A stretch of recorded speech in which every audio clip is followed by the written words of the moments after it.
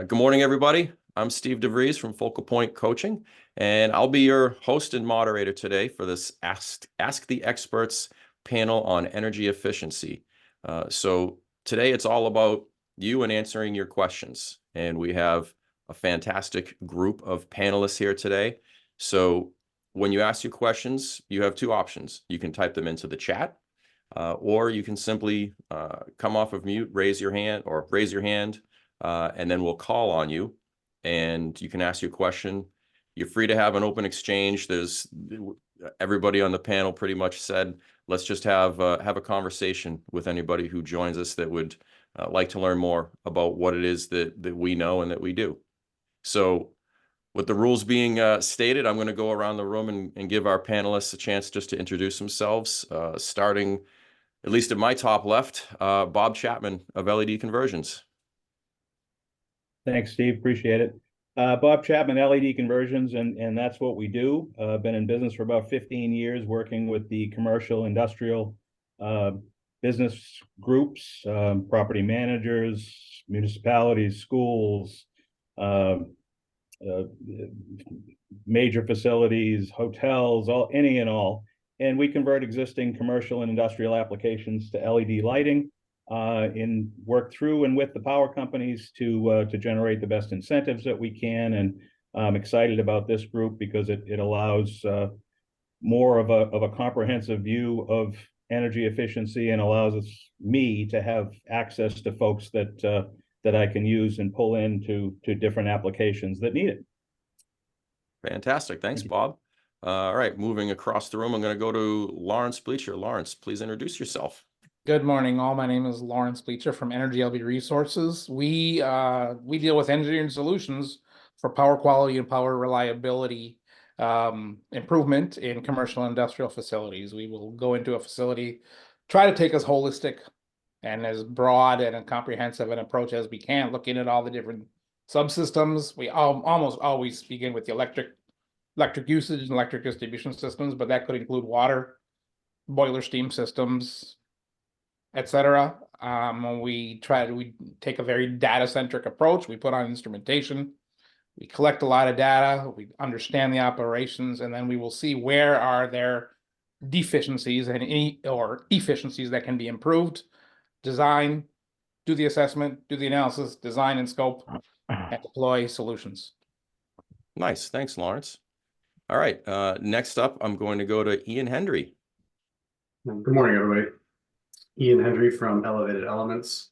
I'm a lighting specialist, and we work with dealerships, manufacturing plants, and warehousing, making sure they get the best bright lighting, maximum rebates, and long-term ROI.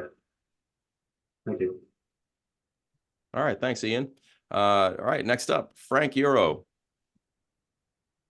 Frank Euro, a renewable energy financial analyst. I work with commercial property owners to identify various renewable energy technologies that they can apply to their property that will either reduce their operating costs or generate a larger net operating income. Fantastic. Thanks, Frank. Next up, Mike McQueenie. Good morning, everyone. I'm Mike McQueenie. I work for a company called Mantis Innovations.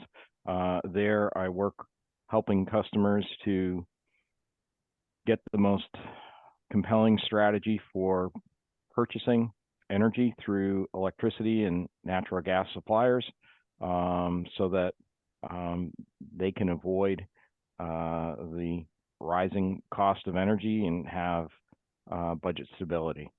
Thanks. Thanks, Mike. I appreciate it. So we also have another guest here that's done some networking with us. I'm going to give him an opportunity to introduce himself. His name is Steve Graves. Steve, why don't you tell us about what it is that you do? Yeah, we're in the energy efficiency space for laboratories. We monitor, currently product of a monitor, system that monitors lab exhaust and can save energy on the exhaust system. We've got a few more products in development we should have later this year, but our focal point is really driving energy and carbon reduction in laboratories. All right. Thank you, sir. Appreciate it. Thanks for being here. So with that, with everybody being introduced, I'm going to actually start putting people's contact information into the chat. I'm going to do that at the end of the conversation as well. So if you don't grab it now and want to grab it later, feel free. First thing I'm going to do then is open the floor if there's any questions that anybody wants to break the ice with. And if not, I've got a couple of questions to start the conversation. So I'll open the floor to any of our visitors first.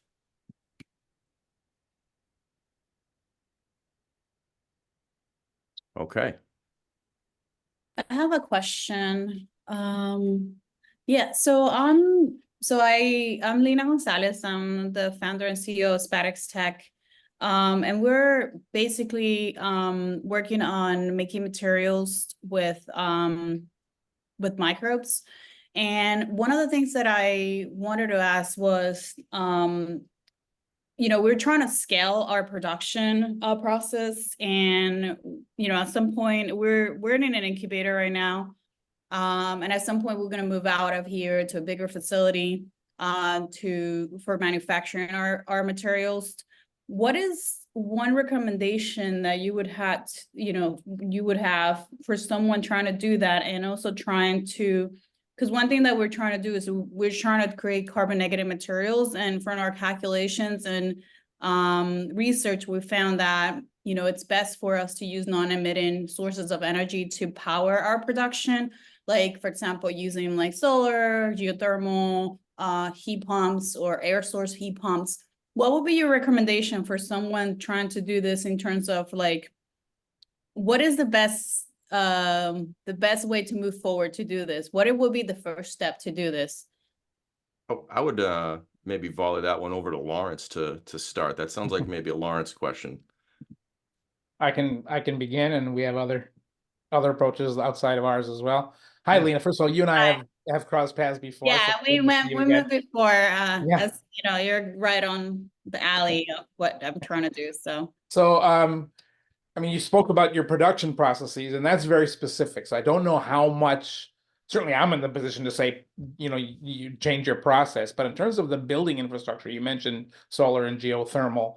How can you make your entire operation, including cost of ownership of the building and maintenance and the utility, expenditure that you need to have? How do you make that as carbon, well, as close to carbon neutral, as close to even carbon negative, as you point out? I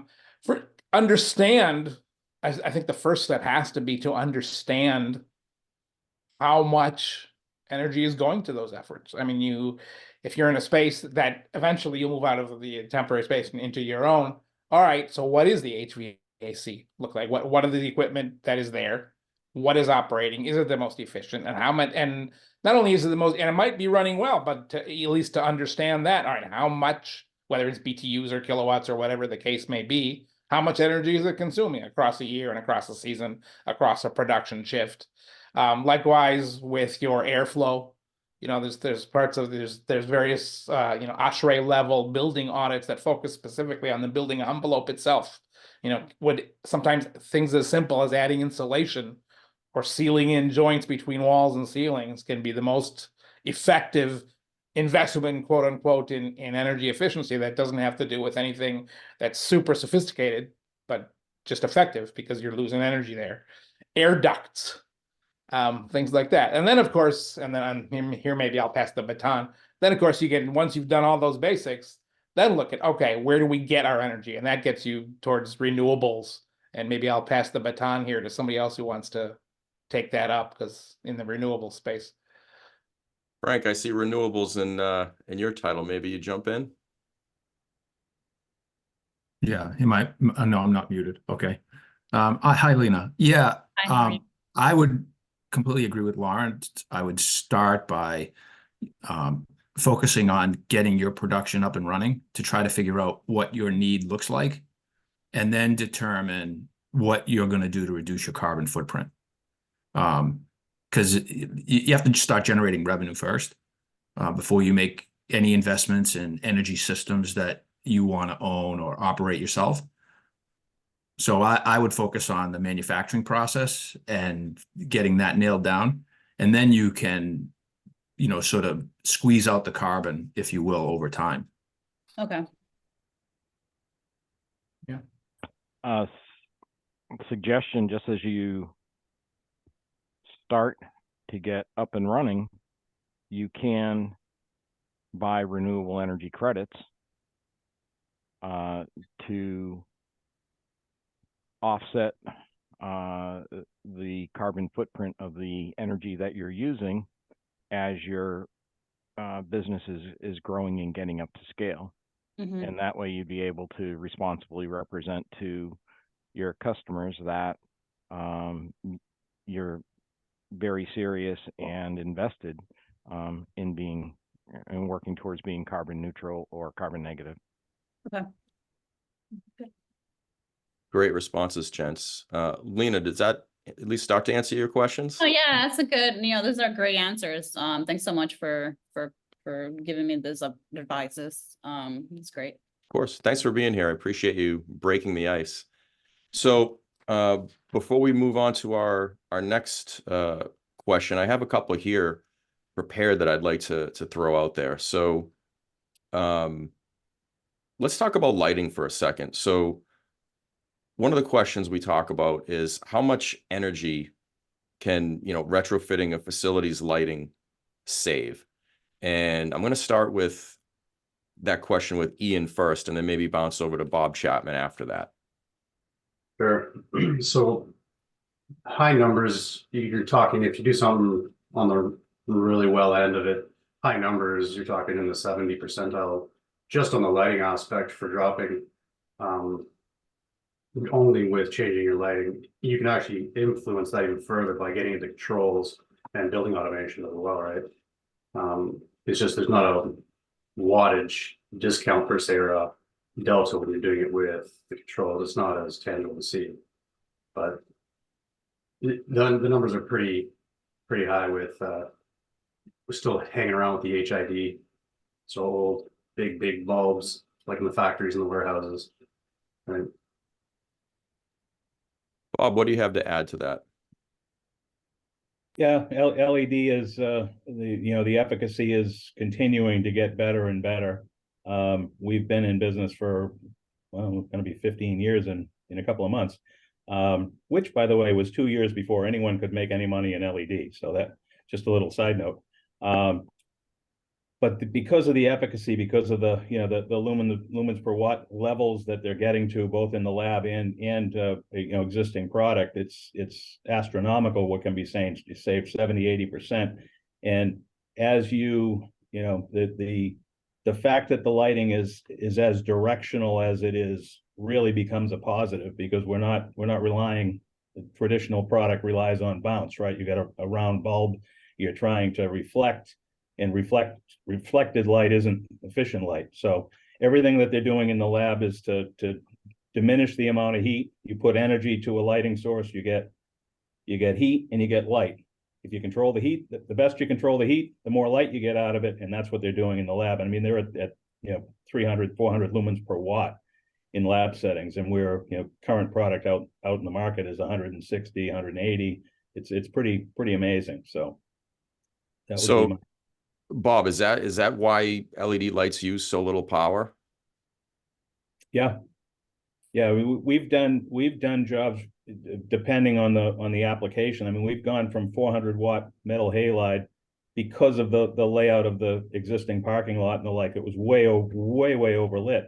We've gone down to 30 watts in that application per fixture from 455 with the ballast factor. So I mean, it's incredible what can be saved, and you're still meeting all the requirements that you need for lighting of the parking lot or the office building or medical building, whatever. Nice, thank you.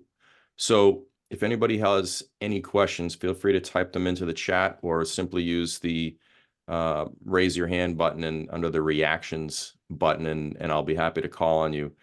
In the meantime, I'm going to keep the questions going.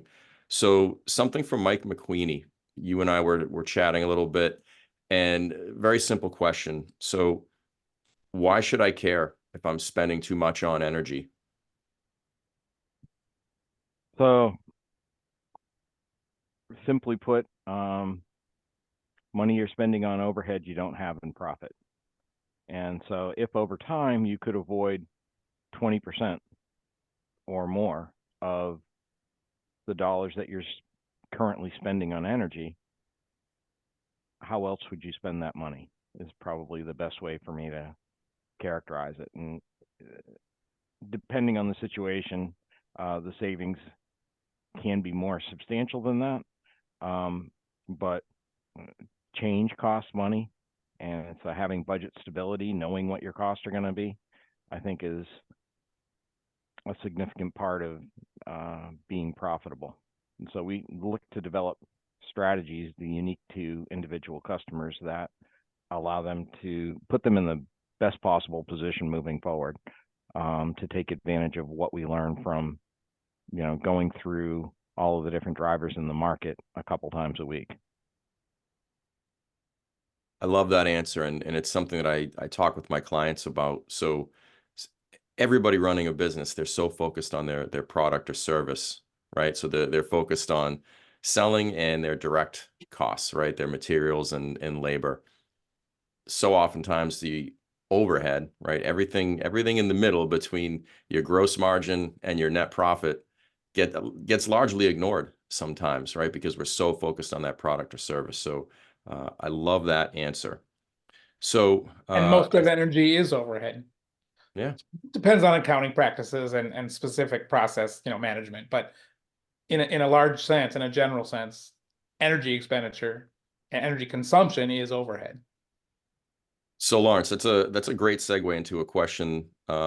So when we're thinking about an energy strategy, right? So you're a business leader, you feel like you have your direct costs under control, or at least you have a plan or strategy for them, right?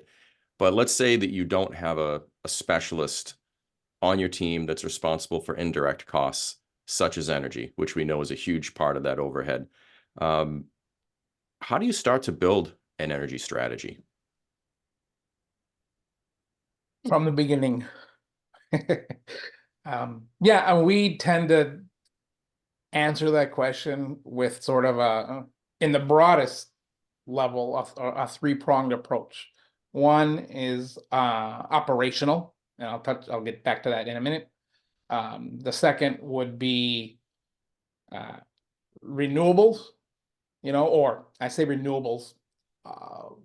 Those words tend to be buzzwords and marketing words, but renewable energy and the third prong would be procurement, right? And how can you, and that becomes a very financial calculation as well, in terms of how much do you want to just have a fixed rate, how much do you want to block an index, how much do you want to hedge your bets against future energy rates and things like that. It's lots of sophisticated financial games. So those are the kind of the three prongs: operational, which is where we live, right? Renewables, and procurement strategy. And in terms of starting the process of investigating all that, I mean, I guess maybe I got ahead of myself. Investigate. I guess that's my mantra here. That's what I would preach: is you can't address what you can't measure. You can't address and understand and hope to improve towards crafting a strategy what you don't know. Are your energy consumption patterns consistent across the seasons, or are they very different? By how much? What are your biggest consuming loads? Is it the building itself? Is it a particular part of your production process? Is it instability coming from the grid that is causing you lots of grief? But you can't address those issues which you can't measure. Likewise, if you're going to talk about renewables or procurement strategy, again, let's do a billing analysis, which is not as trivial as one might think, but also it's not rocket science either, and you can garner resources to help you do that. Look at your billing analysis. Look at how you're being charged. How big a portion of your bill is demand charges, which is not even how much you consume, but just that one spike that might be causing you a lot of charges. Well, can you get that under control? But if you can't answer the question of what are your demand charges portion of your bill, then you can't address it. So measure and collect data and get the resources in place to get all that information. And then I think once you start diving into that, strategies will emerge. All right, what's the highest priority? What should we address first? How do we address it? And then you go from there. Nice. So I heard you talk about energy procurement, and I think that might be Mr. McQueenie's alley. So Mike, what are some of the things when you have people reach out to you, right? They're shopping for, I guess, energy prices, right? Maybe can you tell us a little bit more about some of the common questions that you hear or situations that your clients are facing that you help them with? So, sure, thanks, Steve. Customers are often so busy doing what it is that they do, they're not even aware that you can purchase your supply of energy separately from buying it from the utilities. And if you have the opportunity to talk to a customer that is purchasing energy from a utility or presently under contract, the first thing you want to do is take a look at a billing invoice. That billing invoice will tell you what they're spending for energy, how much they're using, and from that, you'll be able to go to energy suppliers and see what a competitive price for that energy could be if they wanted to make a change. And depending on when that, what the timing of the renewal of that contract is, you can take a look at some different strategies for either offering a fixed index if you're in a market where the price of energy is going up.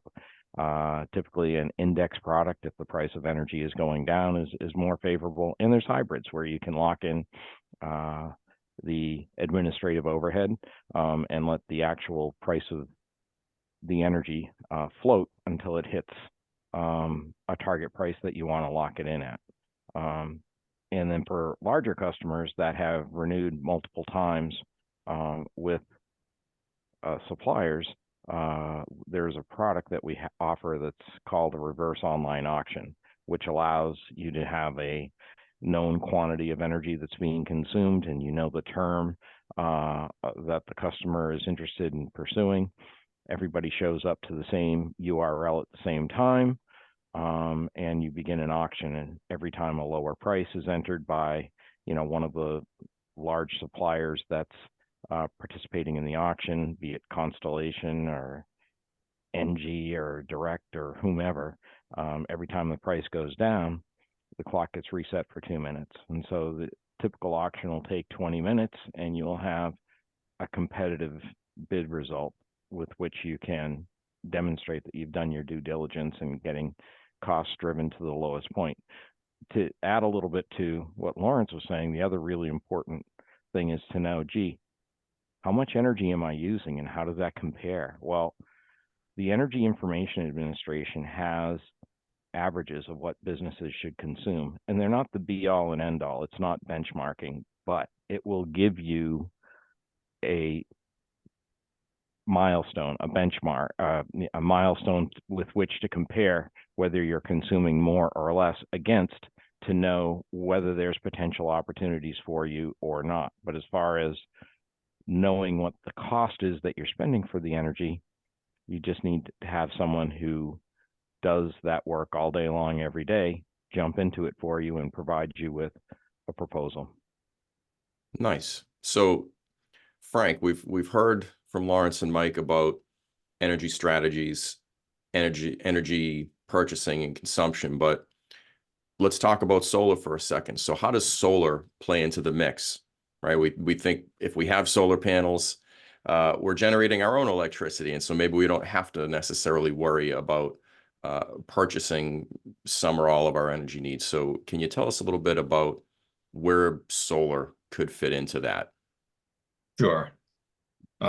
My first suggestion always, however, is, as Lawrence suggested, look at your envelope. Try to figure out what you're using for energy, what that energy is producing. And so basically it's what's coming in, what's coming out in the way of product, but also what's being wasted, like what's going down the drain.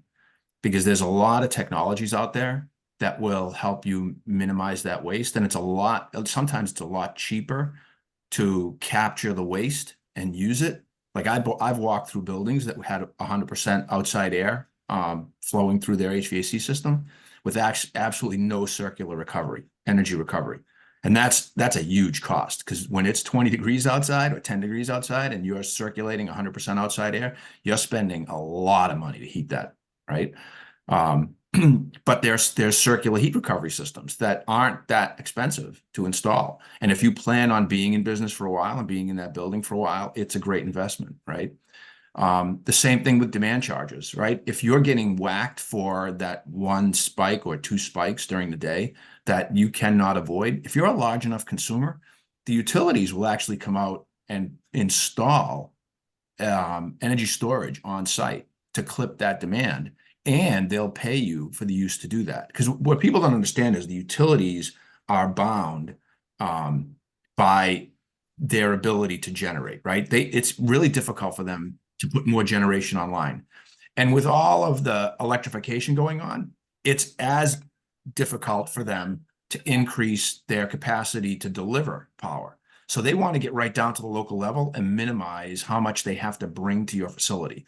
So if they can mitigate your demand spike using on-site storage, like a battery landed in your parking lot somewhere, and they can control it, they'll pay you to do that. They'll pay you more to do that than you're paying for the energy itself, right?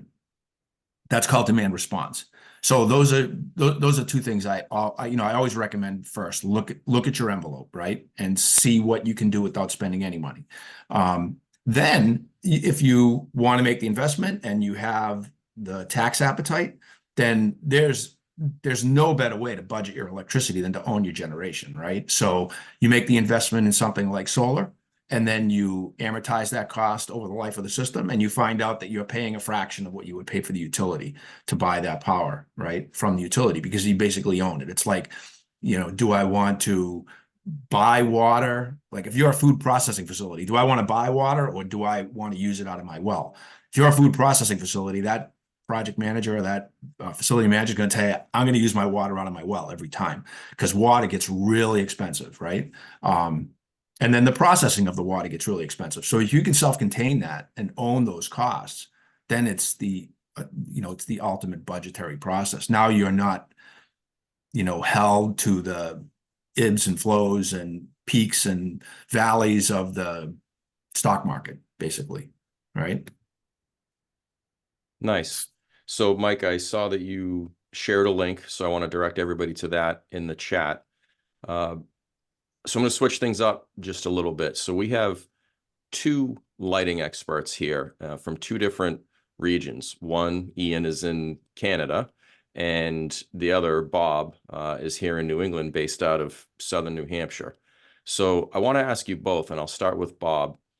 What role do government rebates or incentives, or maybe not government, maybe utility rebates and incentives, play what role do they play when you're dealing with customers, right? How do you use that to help the customers?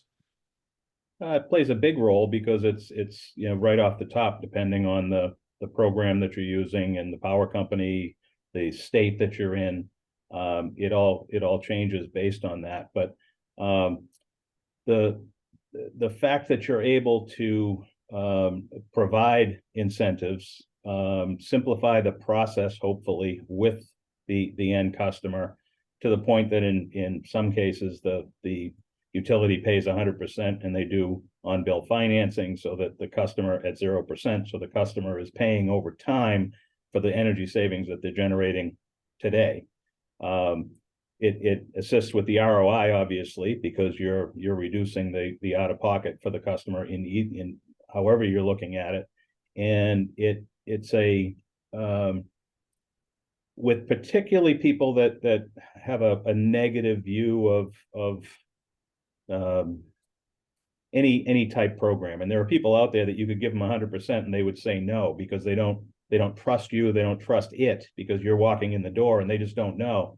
But if it's the power company is giving an incentive, then that's acceptance of the technology. It's acceptance of you as a supplier of the technology. And again, we're trying to work on the environment. We're trying to work on both in that facility, make it better for their customers and their employees, with consistency of light and the correct lighting levels, which most places do not have because lamps are out or whatever. And the environment in general, if we're able to save the energy carbon footprint, I mean, there are a lot of pluses and advantages. And it is government based. Everyone pays a tax on their energy bill, and it goes in and it's controlled at the state level through the PUCs and the like, and they work through engineering companies to come up with programs. So it's pseudo government. Ultimately, it is government controlled, and it gives the end user, the customer, the opportunity or the recognition that it's accepted technology and it's something that they should do effectively. Nice. Ian, volley over to you. So what do you see in Canada as far as rebates, incentives, and how does that work for you and your customers? Yeah, it's funny. I was going to bring this up earlier with some of the other topics around the financing of how you fund and finance a project. And the rebates, depending on where you are, whether it's Canada, even in the US, some states have very low rebates, or some of them don't have any at all, really. Some have financial incentives with 0% financing. And then it might differentiate, like Bob said, some places will cover 100% of it, and then you get money back, or so you have to subsidize that over time off your bill. Where Canada, some provinces, and I think it's almost all of them, you get up to 50% of the rebate. So it helps a lot because these aren't cheap projects in some cases, right? One of the things that I talk to people about is how they're going to finance or pay for all these things. And I have clients that only, because of their financial strategy with their CFO or controller, they only want to pay with the money they have in the bank. So they won't look at leasing options, which is a good way for people to have it come out of their taxes as a higher rate, like it reduces their expenses a lot more on the tax side of things, right? There's other ways of, similar to what Bob was mentioning, doing it at zero cost to you, getting that rebate back, taking that rebate and going investing in something else or paying for another project, right? So really, you've kind of doubled up on what you were trying to do anyway. Nice. So, new question. So the name of this panel is, energy efficiency and sustainability. So we hear the word sustainability and green, right? We hear all of these things, these terms thrown around.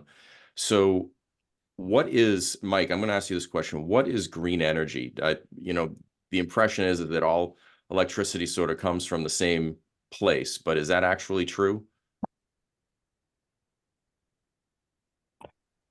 So, generally speaking, green energy would be energy that you're able to produce without having to burn carbon fuels or other fuels necessarily to achieve that. And it could be moving energy from the temperature of the ground into your building with geothermal. It obviously, solar's a way of getting green energy. But if you're talking about green energy that is provided by the grid, you have invested in an energy source that does not use carbon, and the credits or the investment that you've made is unique to your energy usage. And so you know that the energy going into the grid is being used to develop sustainable projects beyond so that more sustainable projects can come online, which is offsetting the amount of carbon that would otherwise be put into the atmosphere. That is kind of my long-winded definition of green energy. All right, well, I appreciate it. So I want to move over to solar again for a minute. So Frank, solar projects, how small do you get? And at what point, at least from a commercial perspective, at what point does it make sense to think about solar, or at least investigating solar? Well, I like to say it always makes sense, honestly. I hate to see commercial building owners, commercial business owners not take advantage of the incentives being offered, the renewable energy incentives being offered, just because they think they're too small, right? Now, if you're looking to like lease a rooftop and generate revenue, like a lot of, you might see some malls out there, some strip malls, some large construction projects or warehouses with large solar projects on the roof. Those projects are generating, could be $20,000, $30,000, $40,000 a year for the property owner to lease that roof, right? And because it's a storage facility, they can't consume all that energy. They're just selling it to the grid, and the utilities just selling it to someone else. So if you're looking to do a project like that, well, I think you're looking at a roof that's 50,000 square feet or an area that's 50,000 square feet and up. But if you own small machine shop, dry cleaner, whatever it is, you look at your electric bill, you're paying for the electric company to manage renewable energy assets. You may as well take advantage of that by putting, even if it's a small system on your roof and it only covers 20% of your cost. For example, a dry cleaner, they could never generate enough energy to offset what they're using inside the building. It's just an energy intensive process, like a Dunkin' Donuts, same thing, right? Small restaurants, small coffee shops, they just use a lot of energy with the ovens running and the hot water boiling and the air conditioners in the summer. But doesn't mean it's not worth it, right? Because when you look at the cost of that energy from a ownership standpoint, it's far cheaper than buying it, from the utility. The one thing I'll add to this is if you're someone like Lena, who's in the growth phase and they're looking for a place to put their business sometime in the future, when you look at these incentives, especially the government, the federal incentives, there are incentives out there that are higher if you move into what they consider an economic justice zone, or what we used to refer to as, I'm drawing a blank now, but they used to be, I can't remember they used to term it, but basically they're creating incentives for you to move businesses into these areas to generate new economic wealth, because they were devastated by the loss of major manufacturing, like Gardner, Mass. Gardner, Mass used to be the mecca for building furniture. That's all gone now, right? So Gardner is in a tough place. Same thing with Lawrence, right? Lawrence used to be a mecca for fabrics and textiles, right? Same thing with Lowell. Those all moved away. So there are incentives for people to move technology businesses or any kind of manufacturing into that space. And those incentives equate into, for example, if you put solar on the roof, you get an extra 10% if you're in an EJ40 zone. So those are some of the things you want to weigh in on when you're looking to reposition your business and grow and, go somewhere else.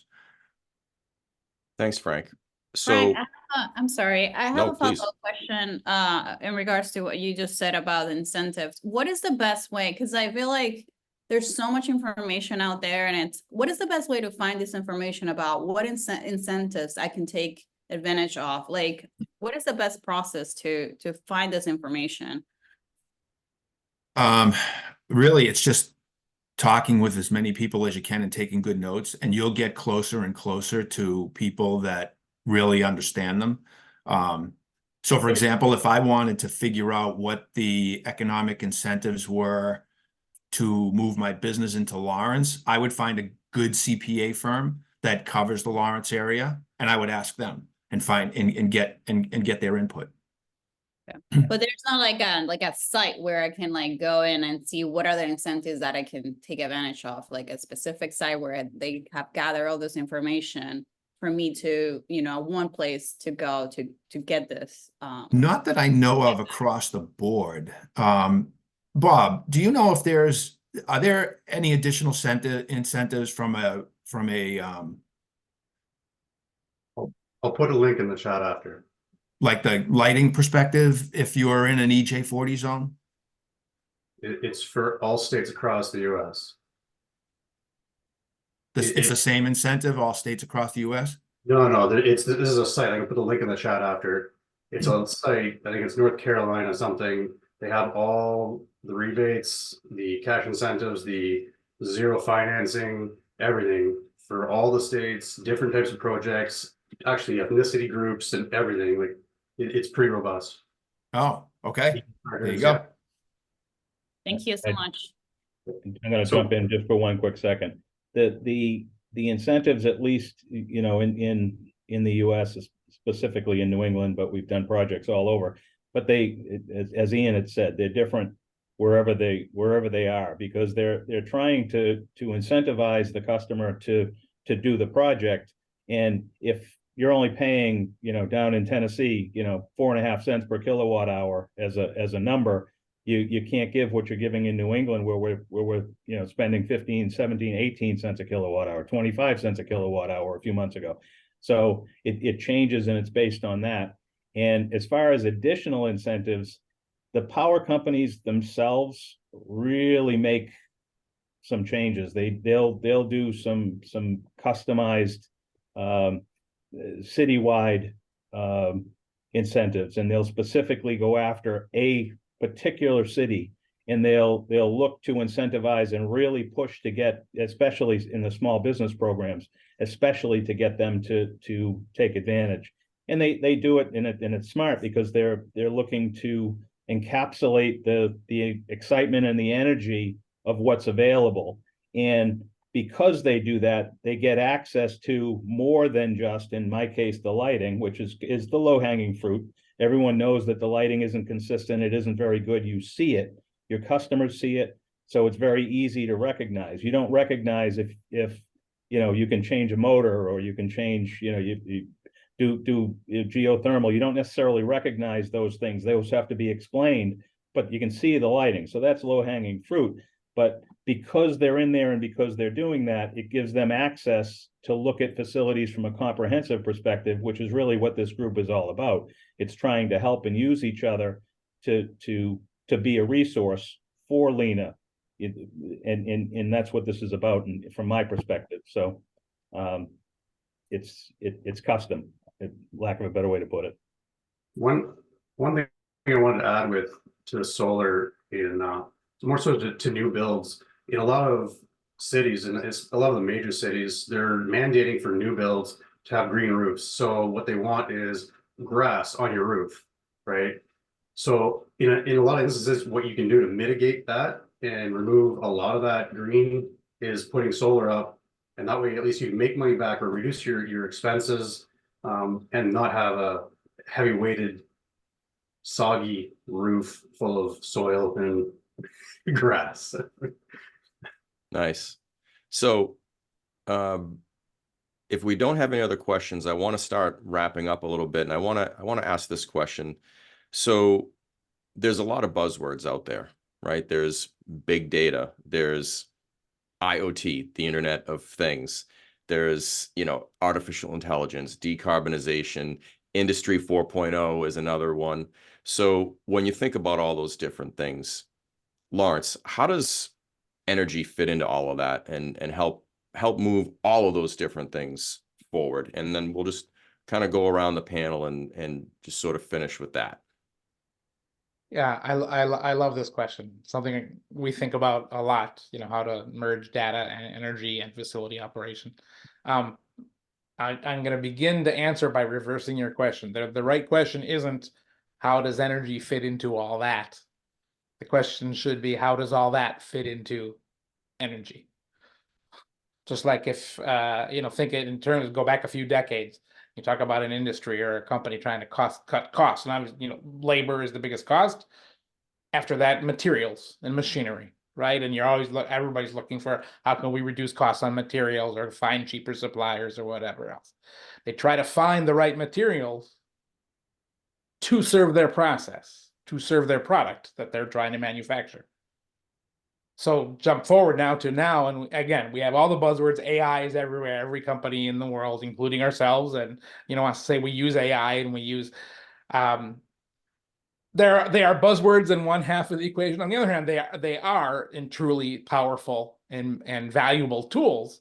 So back to yours, and then my reversal of your question, how does all that fit into energy? Energy is central. and hugely expensive. It's a big part of a company's overhead. But breaking that down and how it's really being consumed and what are the patterns and all the things we've talked about today, I won't reiterate, are necessary to understand. And in order to understand that, one can use these tools, right? There's so much capability today to process endless amounts of data, and companies are good at that. We have all our, everything, all the data is being uploaded to servers and we have it on the cloud. But I ask people all the time, well, all right, what do you look at on the cloud? Up, they rarely look at it. It's there. But what do you know what to look for? Do you know what questions to ask of the data? Breaking all that down into manageable and useful bits of information, that remains a big challenge from our experience. And so the IoT, the AI, one thing I will point out specifically in the types of solutions that we deploy and deal with, engineered solutions to improve power quality, to improve the efficiency, to improve the reliability of a distribution system. The solutions themselves are or integrate the instruments. In other words, the solutions themselves are constantly monitoring the data, tracking what's going on, and that data can be put someplace. And so that's where you can start to ask yourself, all right, how do we use all that data? And and again, there's endless tools and endless companies that deal with IoT and AI and how to integrate all that. So I'll end with have internal discussions about, all right, what do we want all that? We don't want to, it's not a checkbox to just say we got all this information on the cloud. We're using AI. To what end? What do you want to use that data for? Do you want to see where is our process can be retooled to be more efficient? How much flat space around the building or on the roof could be used for renewables? And when? Nighttime is nighttime. Winter is winter. Idle times are not production times. When does a battery storage system make sense? And that's where all these data tools can really add value. All right, what makes sense in terms of an ROI that's going to be feasible for us as a business? Now, this isn't the discussion to dive into specific tools and techniques. We'll do that another time. But ask yourselves the questions: what do we want our data to serve? What are our objectives? How do we want to reduce our energy consumption? What is our strategy? And then, all right, what tools can we use to answer our own questions? I guess that's my full stop. Love it. Thank you, Lawrence. Anyone have anything else to add as we start to wrap up? Or any final questions? I just have a question, a follow-up question for Mhm. Lawrence. Lawrence, can you tell me more, like how, for example, how do you use the data that you collect? Like, can you tell me more specifics about how do you use the data with AI? Like, what are some examples, the specific examples? Sure. We collect, as an example, one of the central things that we do is collect large, very high sample rate data sets from the electric distribution system in facilities. Lena's plant. Okay. We've logged for a week, we've logged for a month, we've got this huge data set of every imaginable electric parameter. All right, now there's always problems that can be improved. You have a certain amount of distortion in your electricity here, you have these reliability issues, your power factor is you're this, we can identify half a dozen to a dozen specific power quality phenomenon that can be corrected. I mean, if you want to throw enough money at it, almost every problem is solvable. But then the question becomes, all right, what is really costing you the most grief and the most money? So that's where we'll throw data science, and we use various pieces of software, and we're always developing more capabilities. It's one of our challenges as we grow. Is all right, to discern what makes the most sense to address. What could you be spending versus what you are spending? What could you be consuming versus what you are consuming? And that's where the data tools come into play. And I'm happy to have a discussion with you offline and we can get into specifics, but I hope that begins to answer your question. Is we look at all those data sets, and obviously the data sets tell the picture if you know how to carve it up and do the surgery. And that's where those AI tools come into play. There's predictive maintenance. There's obviously financial predictions. There's, all right, if you're, when do the patterns change and why, discovering when something's changed in a plant.